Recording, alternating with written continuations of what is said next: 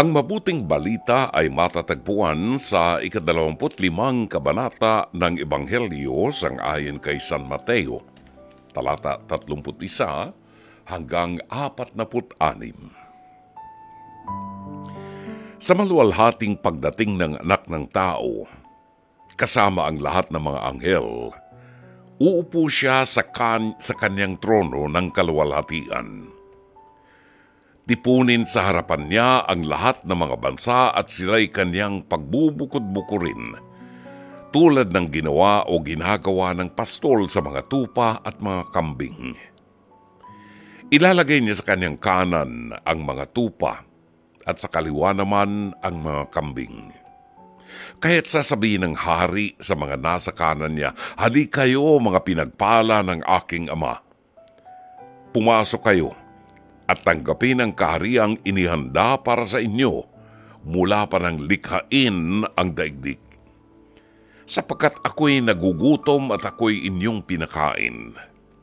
Ako'y nauuhaw at ako'y inyong pinainom. Ako'y isang dayuhan at inyong pinatuloy. Ako'y hubad at ako'y inyong dinamitan. Nagkasakit at inyong dinalaw.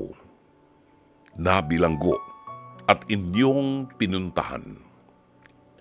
Sasagot ang mga matuwid, "Panginoon, kailan po namin kayo nakitang nagutom at aming pinakain o nauhaw at aming pinainom? Kailan po kayo naging dayuhan at aming pinatuloy?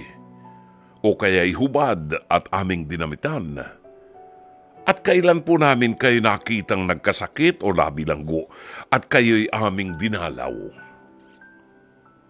Sasabihin ng hari, "Tandaan ninyo, nang gawin ninyo ito sa pinakahamak sa mga kapatid kong ito, sa akin ninyo ito ginawa."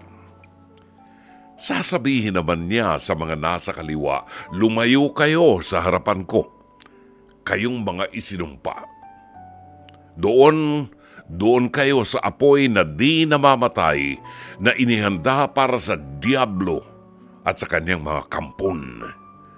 Sapagkat hindi ninyo ako pinakain nung ako'y nagugutom, hindi ninyo ako pinainom nung ako'y nauuhaw, hindi ninyo ako pinatuloy nung ako'y isang dayuhan, hindi ninyo ako dinamitan nung ako'y hubad, hindi ninyo ako dinalaw nung ako'y may sakit at nung ako'y nasa bilangguan." At sasagot din sila, "Panginoon, kailan po namin kayo nakitang nagutom, nauhaw, walang matuluyan, hubad, may sakit, o nasa bilangguan na hindi namin kayo tinulungan?" At sabihin sa kanila ng hari, "Tandaan ninyo, nang pagkaitan ninyo ng tulong ang isa sa pinakahamak sa mga ito, ako ang inyong pinagkaitan. Itataboy ang mga ito sa kaparusahang walang hanggan. Ngunit ang mga matuwid ay pupunta sa buhay na walang hanggan." Giliw ng mga kapatid, ang mabuting balita ng Panginoon.